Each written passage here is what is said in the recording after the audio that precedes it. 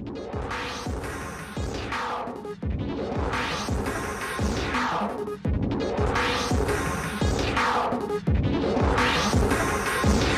your mouth, you dirty habit, you pretty thing, you frightened rabbit. I like your face, but you can shove it. I'm trying to quit, everything toxic.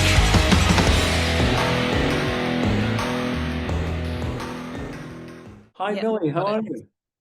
I'm good, thanks. How are you? You're looking very refreshed because the last thing I saw on some of your socials, you were running up and down, packing t-shirts, doing lots and lots of orders. So how's that Yeah. going? Well, I got a good night's sleep last night, that's for sure. Yeah, it's been really good. We did a pre-order for a 7-inch vinyl and 2 different t-shirt styles in association with our double A side that's coming out on the 5th of April. And so we got more than 200 orders in. The vinyls still haven't arrived, but the t-shirts did arrive, and I felt that people would probably want the t-shirts to wear to our tour, to have them for the tour. So I decided to get all of those ready. And between Pete, my drummer, and I, took us 2 days to work through all of the orders and make sure that we had hit everyone, because a lot of them were different. You know, some of them were single t-shirts. There was 3 or 4 different bundle offers and all sorts of stuff. So we had to like go through each one and make sure that we had everything that we needed. But yeah, it's done. 121 UK packages went out today. I've got a bunch of non-UK ones sitting here that I'm going to be processing and getting out on Saturday. So yeah. And that's quite a task, and like you say, you and Pete did it, so it's proper DIY. Oh yeah, absolutely. I am hoping that later on this summer we're going to be working with a company called PackSmart, which is kind of a direct to consumer solution, because I feel that at this point, if I'm getting 200 orders, I don't want the anxiety of making mistakes of people's orders and not getting the right product out to them. So I'm looking at working with a company who will help me to do that now. It was different when I was doing sort of less than 50 orders, and I could meticulously make sure that everything was right. But now I'm in constant fear that I'm missing an order or getting the wrong size in there, or, you know, that kind of thing. Because the more it goes up, the more likely that is when you're on your own working it. Yeah. So yeah, it won't be as DIY by the end of this year in terms of getting the orders out, but I'll still be doing all of the design ideas and doing the customer facing stuff that I always have been, you know. So do you have an in-house designer? Is it a friend, or is there someone that It is one artist that I work with consistently, and he is a friend. He is a friend, but he does a lot of really, really cool artwork. It's a guy called Steve Kitchen, who goes by the name Combination 13, and he's worked with all sorts of people, Slackers and Sonic Boom 6, and really cool like beer companies over in Canada. And he's the main guy that does all the Viva La Rock art and arrangements of their magazines. So yeah. No, I did recognize that name. I thought, where have I heard that from? Yeah, is that Wales? He's British. I'm not sure what Yeah. part of the British Isles he's from, but he lives in Canada now. He's lived in Canada for a good while. All right, no, for some reason I thought it was Wales. That sounds amazing. So new album on the way. Obviously, you got a new single coming April the 5th. New album. Yeah, we've written the album and we're hoping to have it out this year. When you say written, how do you go about that? Is it done? Do you predominantly do it? Do you rehearse in the house? Do you go to studios? How does that come about? So with this album's been very different to the previous one, and I actively set out to ensure that my band were able to be equal contributors in this album. I wanted it to be much more collaborative.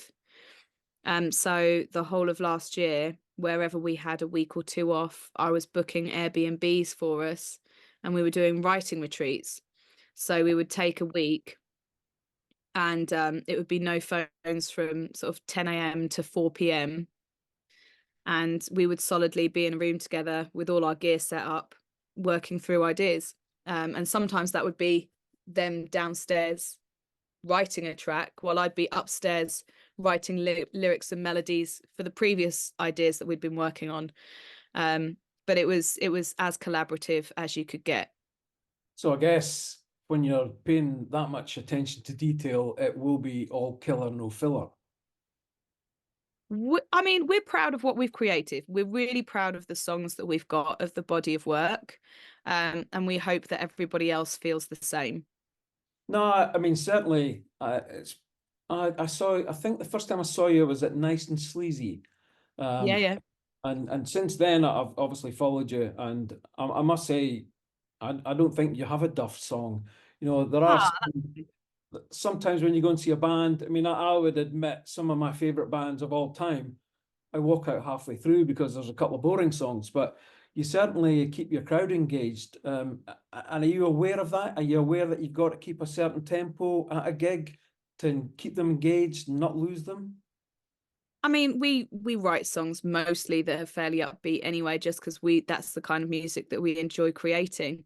Um, we do have a couple of slower tempo songs, and I try to work really hard to have them in the right place in the set list so that it doesn't affect the mood, so to speak, or it's when people are ready for that. You know, you want to like put a down tempo song after you've worked people really hard on the dance floor and shouting and stuff, and then it's like, all right, I'm gonna give your little hips a rest for a minute, Yeah. everybody breathe, you know.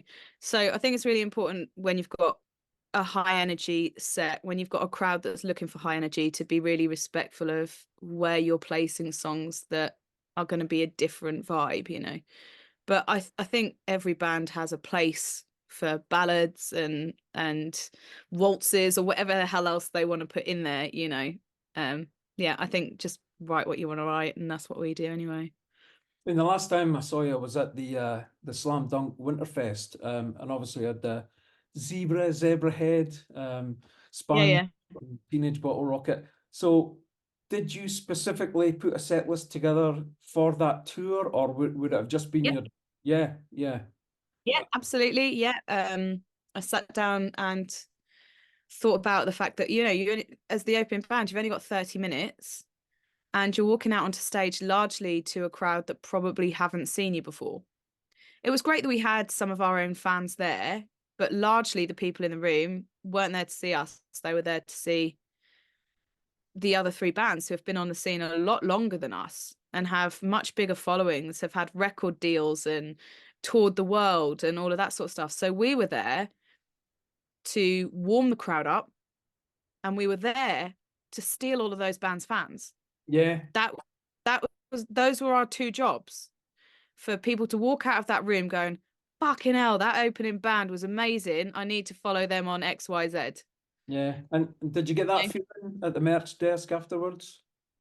Yeah, we got a really good response, and we did get quite a lot of extra followers, and our listenership on Spotify numbers there kind of went up, and that's been, you know, that's been really nice to see. And I'm pretty sure there's a couple of people that are coming to the next tour who saw us on the Zebrahead tour or on the Less Than Jake tour 2 years ago. Those support slots are really, really important to bands like us. Do you think Spotify is a necessary evil? It's a little bit bittersweet. You can get a lot of listeners on Spotify. Does that draw them into buying merch? Do you think that? Well, it can do, you know. I mean, the thing is, yeah, I don't like the fact that we are in a situation where we've got a platform that can just turn around and say, well, we're not going to pay you for your first 1,000 streams on any song. That's disgusting behavior Yeah. when they've only just put the pay up to 0.04 pence per play. You know, I mean, you can't justify that. No. But yes, fortunately, as bands who you know, the industry is so saturated. There's literally millions of us screaming into the void and hoping that people find us. So the more platforms you can be on, the more likely you are to be found by somebody who's looking for your style of music. So unfortunately, yeah, Spotify for me is a necessary evil. It offers me the ability to pitch my songs to playlists and to be on the release radar for people, or suggested songs on their radio of similar bands, or, you know, it's all there Yeah. and it's all needed. If I get to, you know, Taylor Swift level where I can just turn around and say, oh, I'm not going to be on Spotify, you don't pay me enough even though I'm a billionaire, then that'd be great, wouldn't it? I would love that, but I don't see that happening anytime soon. No. And I guess you're working your socials all the time. It's not like you can sit back and have someone else do them. Ultimately, you want your socials to say what you want to say. But I mean, does this really saturate your day? Did you find you're almost a slave to it? Um, yes and no. I don't really see it like that, because the thing people miss as musicians that they don't really get is that we don't have a golden era anymore. You know, we don't have record companies that are going to pay £1 million for you to sit and just write music. Record companies aren't going to pay jack shit until you can pay them. Yeah. And so you have to become your record company, which means you are your marketing person, you are your tour manager, you are your booking agent. And so, of course, you are your social media manager as well. I know that I am a company. Yeah. I am my record company. I am my business owner, as well as being a musician. And it is exhausting sometimes, but I accepted that more than 10 years ago. Yeah. I accepted that was going to be my life.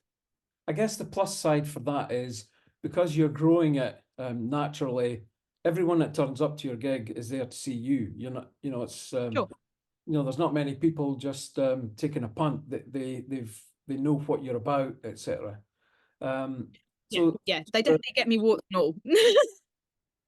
absolutely. So the tour that's coming up, I had a quick look at the two sport bands that you've got, Voodoo Radio and All Yeah. Ears Avow. I must admit, I hadn't heard All Ears Avow. And how do you go about picking a couple of bands? And are they on the full tour? So All Ears of Our are only doing the first 4 or 5 dates, I think. Right. And then Voodoo Radio is doing the entirety of the rest of the tour. Honestly, I tried to have a band for an entire tour. Yeah. I think that it's really important for musicians trying to make it in a scene to get that full touring experience. Yeah. It's really difficult for DIY bands, especially when they've got full-time jobs and stuff, when they're trying to get that next step up and be full-time musicians. It's difficult for them to get the time off the work and stuff like that. So it's a balance of finding bands. Oh, please excuse me for that. It's the balance of finding bands that can do long stretches of touring, as well as finding great bands to tour with. And I've been really lucky a couple of times getting bands that can do nice big stretches. So that's why we've got Voodoo Radio and All Is a Vow.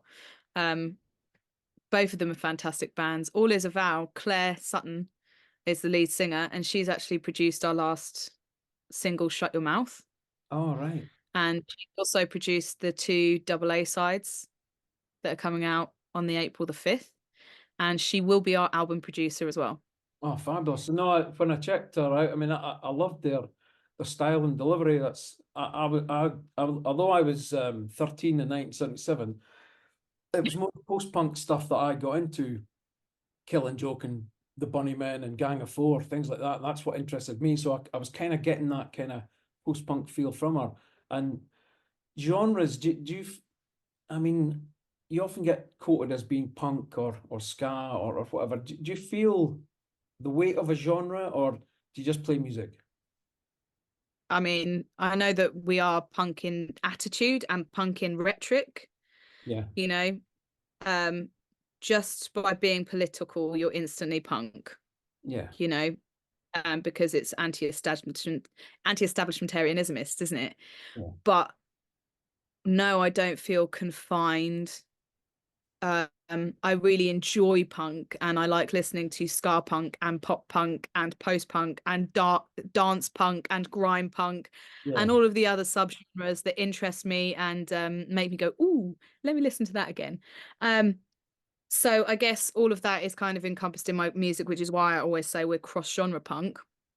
But if it's easier to pigeonhole us and put us into pop punk or into ska punk or whatever, whatever.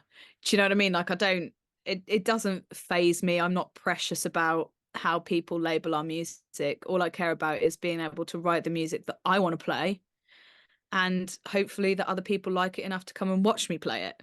Yeah. I mean, the first time I saw you, obviously I saw you as a multi-instrumentalist. You were playing many different instruments, but the last time I saw you, you pretty much stuck to the vocals. Was that just for this tour, or are we going to see the sax brought back out? You mean on the Zebrahead tour? So Yeah. when you're doing such short sets, it's much easier to not be sound checking lots of instruments every night and not having to stop your set so much to pick up instruments, tune instruments, that kind of thing. You want a set that's just going to literally punch people in the face Yeah. and leave them going, "Ooh, what was that?" You know, in whatever capacity that is. You've got 30 minutes to leave a searing impression on somebody's brain. Yeah. And so if that means me not having my instruments on stage, that is exactly what I'm going to do. So yeah, my guitar, my saxophone, not so much my ukulele these days because it's easier for me to write with that, but it doesn't really sit with the sound that I have these days. Yeah. But certainly my guitar and my saxophone aren't going anywhere anytime soon. And just with that sound in mind, do you feel that some of the strong set fillers from a few years back, are they kind of been put to rest, or will you always dive into Bacchus, for instance, or are there certain songs that you just won't play again? I mean, there are some songs that I won't play again, and that's because of people that I've previously worked with, and I don't want to give them the royalties of me performing it. I'm always quite honest about that. It makes me sad because a couple of those songs I really enjoyed, but I don't want to pay somebody that's quite frankly an asshole. There are set fillers that will hang around because people really enjoy them. People like doing the drinking game with Bacchus. Right to Life is quite popular because of that that a cappella bit at the beginning. But we've only got one album at the moment, so it's not like we have a huge amount of back catalogue to play with, to have things coming in and out of the set. But as we start to release more music, as we start to have this second album come out to closer towards the end of the year, then yeah, there's going to be times where we don't put songs in from the first album, or the previous EPs don't get played, or whatever it is. It's going to change in the same way that every band that once they have multiple albums in their back catalogue then have to think about putting some songs to rest for a while, bringing them back a couple of years later as crowd pleasers, that kind of thing. It's going to happen. So how are you going to avoid burnout on the tour? See what I did there? Yeah. How are you going to avoid the burnout on this next tour? I mean, I have a great booking agent who tries to make sure that the routing isn't too brutal. That's really important. To have somebody that actually actively understands what it's like to be in a van for multiple hours of a day. We try to hire vans that are relatively comfortable. They're not sleepers because we can't afford those, but at least comfortable seating. I try to make sure that we have Airbnbs so that we can cook and we can make sandwiches for our journey, and we can have a decent breakfast and a coffee in the morning, and we all get a bed. And if we don't all get a bed, there's at least sofa beds, Yeah. So just little things like that, and trying to ensure that we have a decent night's rest and that we're not on the road traveling too long. That we get to a venue at a decent time to be able to load in, sound check, and actually chill out from 6 p.m. to eat dinner, and then go on stage having had that opportunity to chill out. So those are the kind of things that we try to put in place. Have a real strict itinerary as well. Yeah. The last time we spoke, you were basically braving storms in Glasgow, and I think you were thinking about driving to Northwich or something, or something crazy. Yeah, well, that's what we're going to do, because our day off, it was after Glasgow, and then we were playing, I can't even remember, Birmingham? Yeah, I think so. But it was a ridiculous drive, basically. So we wanted to break the drive up, but just by traveling for 3 hours after the show and then go all the way down. And what resulted, because of that storm, I had to emergency book accommodation in Glasgow. And I think we were in the van for 12 hours, and that was our day off. Wow. It was horrendous. And because of the storm, we needed a wee for 4 of those hours because all of the service stations were out of power. The power had been cut. 4 hours of our journey, we could not find somewhere to stop to go to the toilet. It was agony. Wow. Because when I left you, I drove across Scotland for about 2 hours and there were trees down and stuff like that. And I did think, where on earth are you going to end up? Because I thought maybe someone would end up putting you up in Glasgow or something. I mean, I'm really glad that I did book the accommodation. I think I lost like 300 quid in various bookings and things because of that. But if I hadn't, we might not have survived the road. When we were coming down from Glasgow, there was actually an articulated lorry on its side. And if you can imagine looking at the windscreen and it just being completely chopped in half and then through the cab, Wow. like it had gone through the barrier, it had come over and gone through the barrier, and something had sliced through the front of the windscreen and back through the cab. There was nobody in there. I don't know if they survived, but that had obviously happened the night before. Wow. So I'm very glad that I booked the accommodation. That's scary. So, Yeah. what's the summer looking like for you, festival wise? I know you've got Stone Valley. We do. We've got some really good ones actually. We've got Vale Fest in Bolsover. We've got Teddy Rocks, and I'm really looking forward to that because it's, they've raised a lot of money for really good causes over the years. We're doing the Ferocious Dog AGM at Rock City in Nottingham.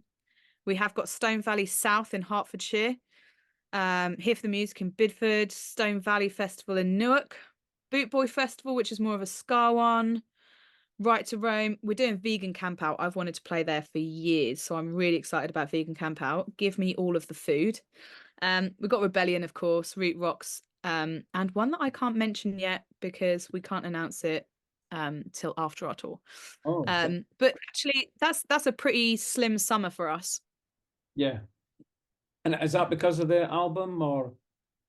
Yeah, it's because we need time to try and get the pre-orders in to be able to afford a studio and be able to afford all of the physical items that come along with releasing an album. So we needed a bit of a slimmer summer to give us the opportunity to do that. Yeah. And what else are you busy doing? Is there time for Millie? Do you have a hobby as such? What's downtime for you? I mean, actually, I haven't had a holiday since 2019. And that was 3 days. And it was the weekend that I destroyed my knee. So I spent 3 days in Portugal not being able to walk.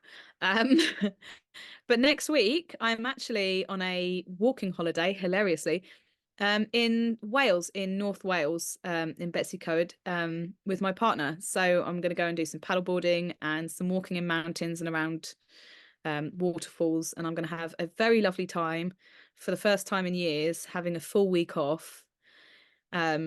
So sorry, people, I won't be addressing any of your notifications for that time period. My emails will be switched off, everything, before I go on tour. And actually, I desperately feel like I need it at this point. I need a Yeah, wind down. that sounds great because they do say if all else fails, go to Wales. That's And what I agree. I think Wales is one of the most beautiful places in the UK. amazing. Yeah. I went there last July the 3rd for a week on a motorbike, just touring about and absolutely blown away by it. Amazing. The only downside was 20 miles an hour through towns, but do you know what? The scenery is so amazing. The Elan Isn't Valley. it? Yeah, it's just stunning everywhere. I really love Carmarthen and Snowdonia. I would say my favorite places. Carmarthen because you've got those mountains, and then you've got the valleys, and you've got the beaches at the bottom. It's basically like a colder version of Cape Town. You know, Yeah. like it's And absolutely gorgeous. how's your Welsh pronunciation? Can you say Llangollen? Llangollen. Oh, well done. It sounds like you're half Scottish there. No, I'm looking forward to you coming up to Scotland. I mean, it's just the one date, but there's actually been Yeah. quite a few people messaging me this week asking if I'm going to see you. I think they're Oh, wanting. nice. Yeah, no, it'll be good. Is there any Yeah. date? Well, I love Scotland as well. So, like, Scotland and Wales are actually, I have more DNA from Scotland and Wales than I do England. I have 0 English DNA. So there you go. Oh, well, I And mean, that's fact by a DNA test. I am more Scottish and Welsh than anything else. right. That's brilliant. I mean, is there any particular towns that you always love going to, like Leeds or Nottingham, or is there anywhere that you just say, that's a great night? So touring wise, I would say Blackpool, Manchester are always incredible. Leeds, I've cried in Leeds. Newcastle's incredible. Actually, they've made me cry there too. Wow. Like good cry, good Yeah. cry.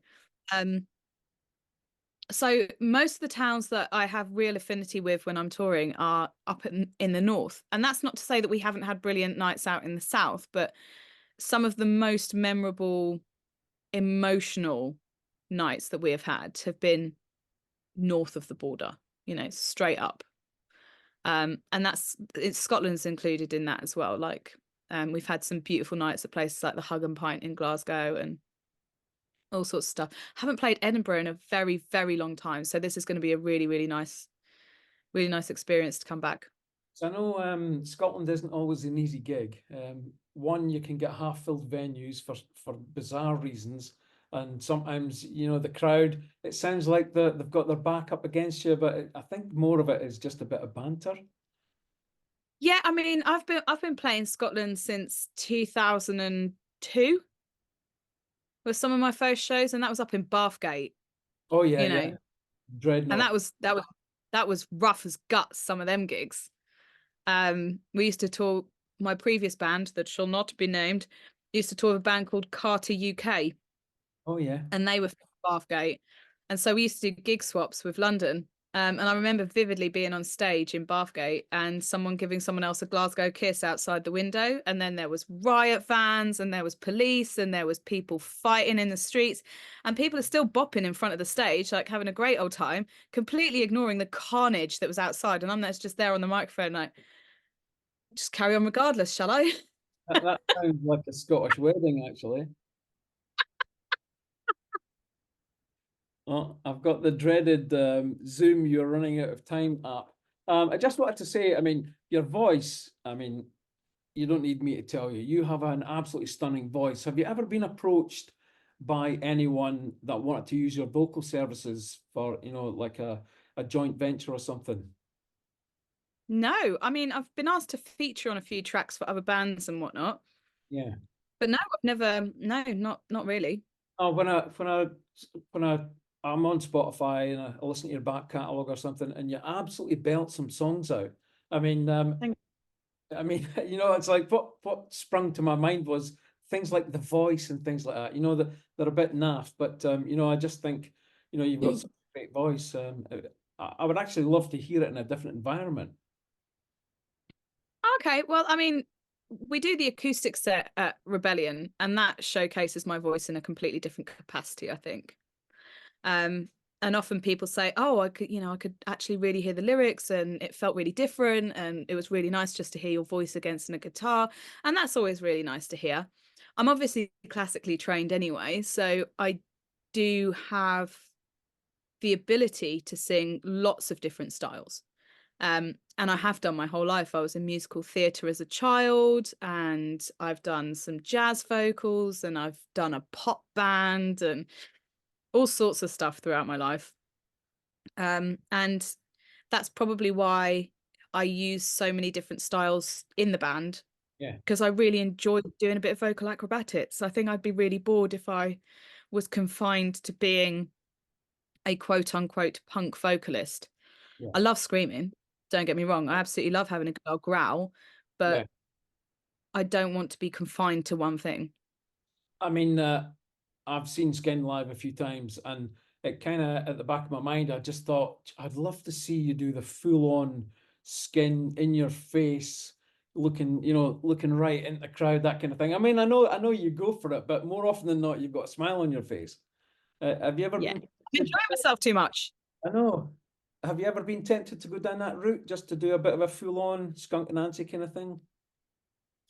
I don't know. I don't really think about it. I'm not. I'm so in the moment when I'm on stage. I'm more interested in getting people to interact with me than I am about worrying about what my face is doing, I guess. Um, I love Skin. I love Skunk Anansi. She's actually one of my top 5 vocal inspirations. But I didn't set out to be a smiley person or a punk person or an aggressive person. I just get caught up in the moment and just do what I want to do, I guess. Yeah, I mean, Uh, so it's not really a thought process.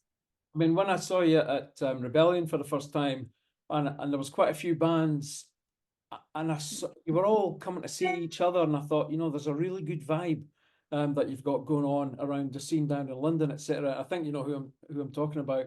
Do you still have lots of good friends, lots of bands, lots of interaction? Sure, I mean, like, there's plenty of bands that if they're playing at Rebellion again, Faintest Idea, Call Me Malcolm, Risky and the Ridicule, I'll be down in front of every one of those shows, Yeah, you know. And there's plenty of new bands that I've now met at Rebellion that I will carry on or met elsewhere and then seen them at Rebellion. Smoking Gives You Big Tits. yeah. They were brilliant on the introducing stage. Lambrini Girls, A Void, Menstrual Cramps. I know all of them lot from on the scene as well. And of course, we all go to watch each other at Rebellion as well. Yeah. You know, Rebellion's a fantastic place to create that community. It's got, like every festival, it's got its ups and its downs, but largely us lot, we support each other. No, the best thing I like about Rebellion is just walking about and then someone says to me, "Have you checked out XYZ?" And then I've never even heard of them. And then, like you say, you go at the introducing stage and you get blown away. It's a fantastic venue to find new acts and stuff like that. Yeah, for sure. And I'm sure it'll be the same again this year. And the introducing stage, I think, is moving this year, which will be even more accessible. Okay. And I can't wait. I can't wait to like we're gonna have our merch table there again all weekend, which means that we can all so last year we had a little spreadsheet of the bands that we really wanted to see, and we did our little rota around that. We all had to pick bands that were like, I can't miss this band. Yeah. And then we created a merchandise rota, and we'll probably do that again this year. So, and I expect I spent probably 80% of my time down at the introducing stage. I And mean, I think it'll be largely the same again. because I was on the team last year, I was in the fortunate position to be able to cut between the stages. And I mean, I keep a spreadsheet as well. And when I counted after it, I managed to do 127 bands. But I guess the problem with that is I'm catching 10 minutes of each band. I'm not giving it the full 30 minutes, but at least it gave me I wanted more. I wanted to hear more, and I would go and check them out on their socials and stuff like that. Mm-hmm. Yeah, and that's I think that's what festivals are really about. People that really love music, and I find that about the Rebellion crowd. I think that's a really lovely thing, and it's not an age thing either, because you find doesn't matter what age somebody is, they go to Rebellion to discover new music, Yeah, and there isn't enough of that at other festivals. yeah, You no, know. totally. I've got a rather big birthday Sunday, but I still feel like I'm 17. My brain hasn't got older. I still want new material. And when I Mm. find a new band, well, new to me, that it was like when I first heard Risky, I didn't realize they'd been going for like 5, 6 years already. Yeah, Um, yeah. you know, just whenever they hit, and then I spoke to Scott and I thought, my God, this is amazing. Just blew me away. Yeah, absolutely. But I mean, it takes 5 or 6 years to build up a band enough to get them to a festival like Rebellion. Yeah. So lots of people don't hear about you for your first 5 or 6 years. You're still a new band. In fact, I'm considered a new band, and I've now been on my solo path and slash band path for coming up for 12 years. Yeah. It's been 10 years this weekend since I had my first show with what is now called the Shut Up. Yes, brilliant. I mean, it's quite an odd name, but it sticks in people's minds. Mm-hmm. Yep. And it was the drummer it was his first show, and we were playing at the Angel, big venue in Edinburgh. Angel something. Oh, La Belle Angel. There we Yeah, go. We were playing there, and we were supporting Bomb Scare. yeah. and it was Easter Saturday, and it was my drummer Alex's first ever show with us. Yeah. And we took coaches all the way up Yeah. and all the way back. And that is the 10-year anniversary this Easter weekend. Wow. No, I thought Alex was an incredible drummer. I mean, I think I know he went on to do film scoring Right, yeah. No, I mean, I thought he was a terrific drummer, but your band, you've got fantastic musicians, fantastic people. What more could you ask for? Yeah, I'm very, very lucky. I've got a brilliant team, not just my band, but my team around me are amazing, and I'm very, very lucky. Oh, it's great to see, and I do think you inspire people on your socials. You know, obviously you're covering lots of things on your socials, etc. But no, I think just keep doing what you're doing. Thank you so much. Thank you. It's been really nice to chat to you again. It's been a long time since we had a good old chin wag. Yeah. Well, thanks, Millie, and hopefully I'll see you in Edinburgh in a couple of weeks. Amazing. Bring me a t-shirt. I will do. All right. All right. Take care. Thank you. Bye. Thank you. Take care. Bye. You shut your mouth, you dirty habit, you breathing, you find